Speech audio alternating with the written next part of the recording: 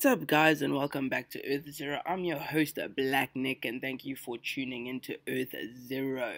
So, from the title, I'm sure you can tell that I am not impressed with IGN. I haven't been for the past couple of years. I watch their reviews just so that I can make videos like this later on and rant about their opinions about games. But at the end of the day, you know, their opinion is their opinion, but I have an opinion about their opinion, if you get what I'm saying, dude. But it's just, I don't know, IGN's just not quality anymore. And when you grow up and you are your own man, you start to learn that IGN is just like someone else's opinion, dude. And I think what frustrates me more about is the people that are in the comment section like, wow, this game must actually be good if IGN gave it a 8 out of 10. Or, oh, this must be a terrible game if IGN gave it a 5 or 4 or something like that.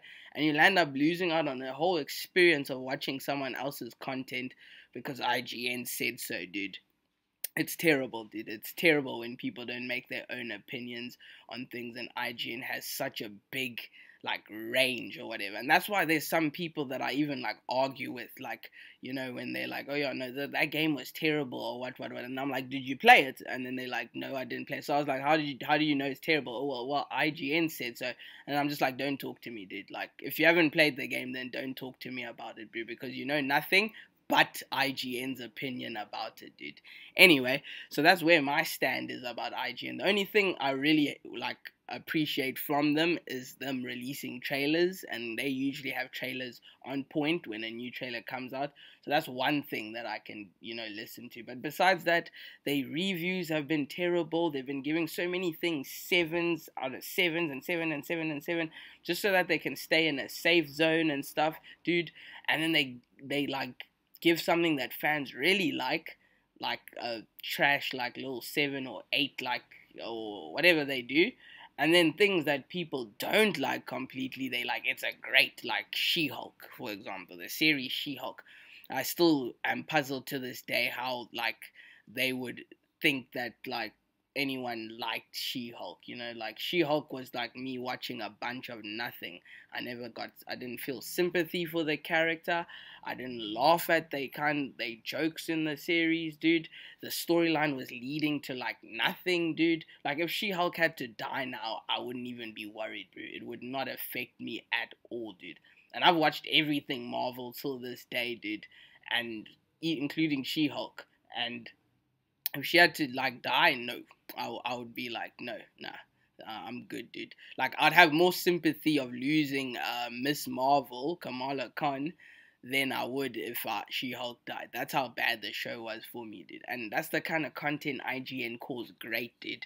So if IGN had to ever be the main factor of how the MCU had to go from their reviews, I'm telling you guys, we would be getting garbage content in MCU. Like, the MCU would carry on going down the same road that it's going down now if IGN was like the main factor that determined where things should head in the MCU. It's just an imagination, just a thought, you know. Anyway, if you're new to the channel, please hit that like and subscribe button. If you don't like IGN because of their reviews, please also hit that like and subscribe button. Please comment in the comment section below, and let's get to the video. So, they gave Spider-Man an 8 out of flippin' 10, dude. And everyone's like, oh, but that's not even terrible. What are these people, what are these Sony fanboys' problems? And I'm not even a Sony fanboy, dude. I just like Spider-Man, the character. And Sony, by chance, has it as an exclusive. So I want to play the game. So, yeah, it's not like, oh, yeah, everything, I worship Sony, everything they're doing is good. I'm also angry at Sony with these price increases. They're not in any of my good books as well, dude. But I just like the games that they get, dude, and I'm playing the game simply. But anyway, so yeah, 8 out of 10, yeah, not a terrible score. That's what you would think, until you find out that Assassin's Creed Mirage has the exact same score, dude. And I've played Assassin's Creed Mirage, and I watched IGN's review, and like almost 90% of they review sounded like they were making this game sound better than the first two. For 90% of the review, until they got to the bad parts where they spoke about how the side missions feel generic, or they don't add like cool things like in Arkham Knight, where like what's his name, like a firefly comes out of nowhere, or an enemy just appears and stops you in the mist in the middle of like a random free roam session or some stuff like that. Like they were saying, like there's like some things that are very generic, bro. And I'm like, have you guys played Assassin's Creed Mirage? Yes, they have. And apparently that is on the same level as Spider-Man. Even though Assassin's Creed Mirage isn't anything new at all. They just have taken concepts that they've already used and have changed things slightly, dude. It's just that everyone's missed being an assassin so much that when they playing this game, it feels good to play it. So that's why everyone's enjoying it. I enjoyed it. I think it is an 8, but I do not think it's at the same level as Spider-Man. First of all, we've already seen desert maps in Origins. I think the Origins map looked way better than this map. Because, like, it's just true, dude. We got to see pyramids. We got to see Anna was way bigger. The desert was actually filled. When you go into, like, the desert or the wilderness in the Middle East in this new Mirage game, it is, like, desert, bro. Like, it's, like, empty. And then just a few plants here and there. And then maybe there's, like, one little large stone and then a random lake in the middle. But if you check out the Origins map, dude, and what they, like, how they consume space and how they make everything look, you'll be like, this seems like the exact same game, dude. Like, there's just not a drastic improvement in it. So the map's already very mid already. The gameplay is already taken from the old Assassin's Creed game, so we've already seen that. I think the only new thing that kind of changed a lot for me in the game was the fact that you can assassinate multiple people that quickly, like that special move where you just go, like that chain attack or whatever. And that was the only thing that I thought that was impressive, that's like changed completely. Everything else was just mid, generic or whatever. Fun game, cool, 8 out of 10, I don't mind or whatever. I'm also Assassin's Creed fan, and when I heard people hating on the actual game or saying, oh, it's this, it's that, I actually didn't listen to them, and I actually landed up enjoying the game, dude.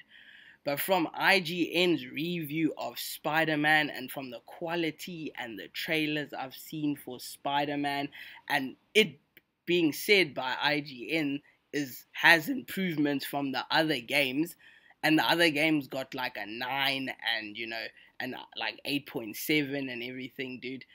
But then they're giving this one the same score as Assassin's Creed Mirage that is completely generic, dude, and completely, it's a dimmed down game of everything we've got. The map's smaller, everything's smaller, straightforward, and I think that's why people like playing it, because you can feel there's an ending and that you're going somewhere and you're actually doing stuff, compared to the other games where it just felt like homework and chores or whatever.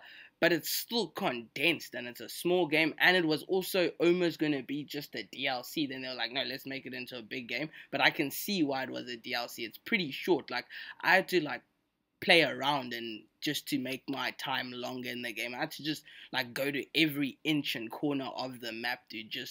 Even if it was just grass and leaves, just so that I could say I walked over here. I had to do that just to make my hours longer in the game, bro.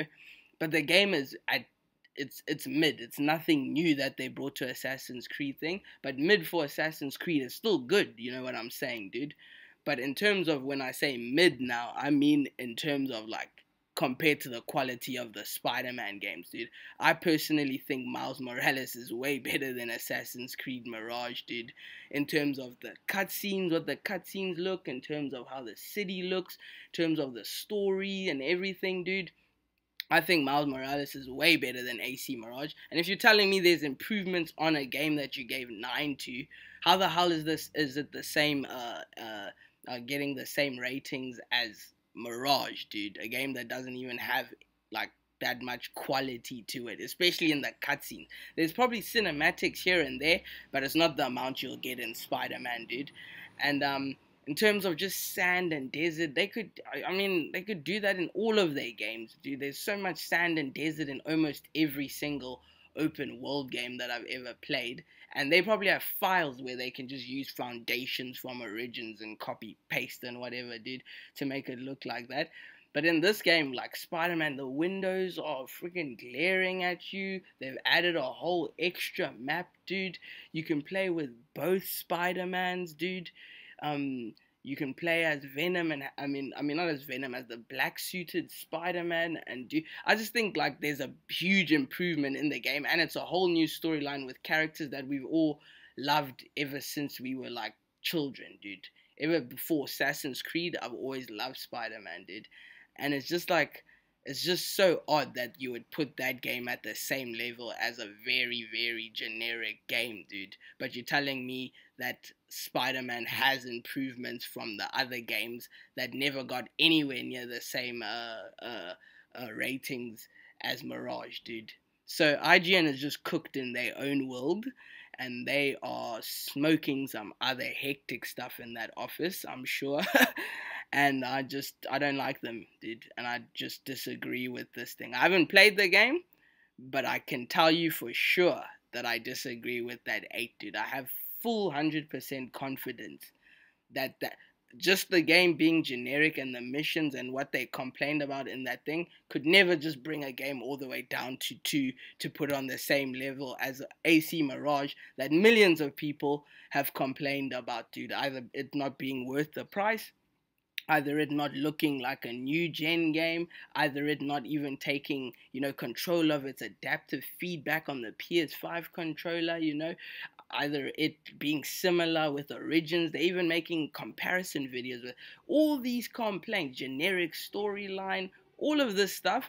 And you're coming here and you're telling me that, oh yeah, no, just because a few side missions bored me, or we're just going to take it down by 2 points straight away. What about all those millions of points that you could make for why Assassin's Creed isn't good, dude? That should have turned it into like a straight up 0.